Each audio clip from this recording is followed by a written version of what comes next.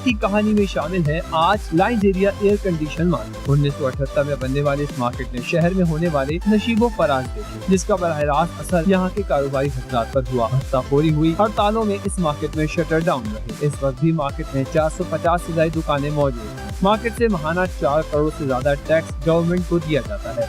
काफ़ी बड़ी तादाद है जो लोग टैक्स के दायराकार में आते हैं। अभी सारे लोग जो हैं वो टैक्स के दायराकार में नहीं आते। जो लोग टैक्स के दायराकार के अंदर आते हैं वो सालाना अपने रिटर्न भी फाइल करते हैं, अपने गोशवारे भी इंटर करवाते हैं और उनके पास एनटीएन नंबर बाकी चीज़ें भी हैं।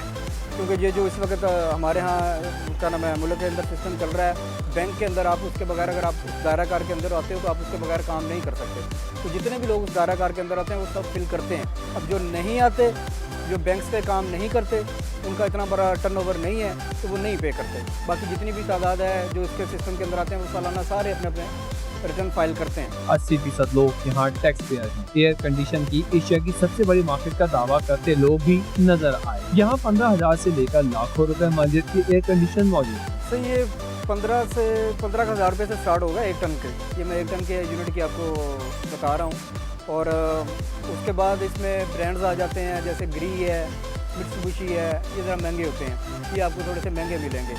और बाकी जो है जैसे जैसे ब्रांड का फ़र्क आएगा वैसे वैसे रेट का फ़र्क आएगा। लेकिन अच्छा साफ़ सुथरा चलने वाली कंडीशन में मिनिमम आपको 15,000 स्टार्ट में मिल जाएगा आपको। यहाँ एयर कंडीशन मुत्तहिदा अरब इमारात, यूरोपीय ममालिक से लाए जाते हैं। माल तो वैसे पूरे वर्ल्ड से आता है, मिडल ईस्ट से आता है, यूरोप से आता है, अमेरिका से आता है, कनाडा से आता है।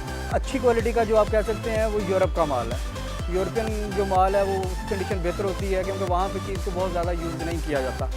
एक मखसूस टाइम के बाद वो उसको चेंज कर देते हैं तो उसकी कंडीशन इतनी ज़्यादा ख़राब नहीं होती। मिडिल ईस्ट का माल उस हवाले से अच्छा नहीं है। अब मिडिल ईस्ट में वैसे भी इस वक्त पाकिस्तानी से ज़्यादा इंडियन और बांग्लादेशी लोग चले गए हैं, जिसकी वजह से अब यहाँ पे हमारे पास कोई इतना अच्छा माल नहीं आता।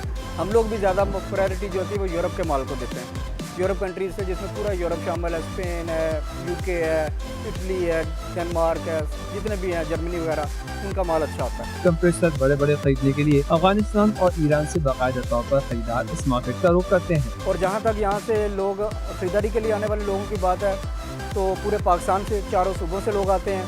इसके अलावा ईरान से गर्मियों के सीज़न में बहुत सारे कस्टमर भी यहाँ पे आते हैं। अफगानिस्तान से लोग आते हैं। ये जो लेबर कंट्रीज़ हैं वहाँ से भी हमारे पास यहाँ पे साल में गर्मियों के दिनों में, सीजन के दिनों में लोग खरीदारी के लिए आते हैं। इस मार्केट का भी यही रोना है कि यहाँ सहूलियात नहीं। यहाँ 8 घंटों में सिर्फ 2 घंटे लाइट आती। सबसे बड़ा मसला हमारे पास है लोड शेडिंग का। जब हमारी दुकानें खुलती हैं तो लाइट नहीं होती, 2 घंटे की नहीं है लाइट आती है और 2.5 घंटे की नहीं वापस चली जाती। हमारी मार्केट की टाइमिंग है 8 बजे बंद होने की और 8:30 बजे लाइट आती है, उसके बाद लाइट नहीं आती।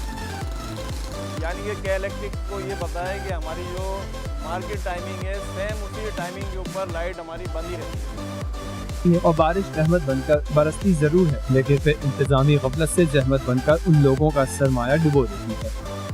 टैक्स भी लोग देते हैं। अमूमन मार्केटों में देखो होगा आपने, सुबह आते हैं तो झाड़ू दिली होती है मार्केट के अंदर। यहाँ तनख्वाहें लेती हैं सेवरी और ये कचरा कुंडी यहाँ बनाई हुई है, लेकिन कचरा उठाने के लिए कोई नहीं आता। ये किसी टाइम के ऊपर हमारे यहाँ जब मार्केट खुलती थी उससे पहले झाड़ू भी दिल जाती थी, कचरा भी उड़ जाता था गवर्नमेंट की तरफ से। एक स्वीपर यहाँ पे था, 2-3 स्वीपर होते थे, लेकिन अब वो भी कोई इंतज़ाम नहीं है। अपनी मदद आप, हम कचरा भी उठवाते हैं, सारा कुछ करते हैं। आप 3 दिन में इधर कचरा ना उठवाएँ तो कचरा यहीं पड़ा रहेगा। और सबसे बड़ा जो इशू है हमारे पास है सेवरेज का।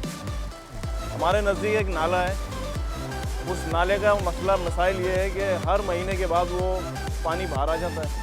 पूरी जो 300 दुकानें हैं ना, सब उसमें समझ लो कि आप तैर रही होती है। हम इतने डिस्टर्ब होते हैं कि कस्टमर हमारा नहीं आता हमारे पास। अब यहाँ तक क्या होता है कि पहले कस्टमर हमसे पूछता है यार वो तुम्हारे नाला तो नहीं बह रहा, तो हम आएँ। तो इतना निज़ाम वहाँ का ख़राब है। अभी मैं आपको लेके चलूँगा उस जगह के ऊपर कि कचरा कुंडी और नाला दोनों बराबर हैं। सबसे मेन इशू हमारा वो है। उसके बाद ये क्या इलेक्ट्रिक का है। करोड़ों रुपए टैक्स देने वालों का शिकवा अपनी जगह, लेकिन सरकार को सैकड़ों बार शिकायत जमा करवाने के बावजूद उनके शिकवों का मदावा मुमकिन न हुआ।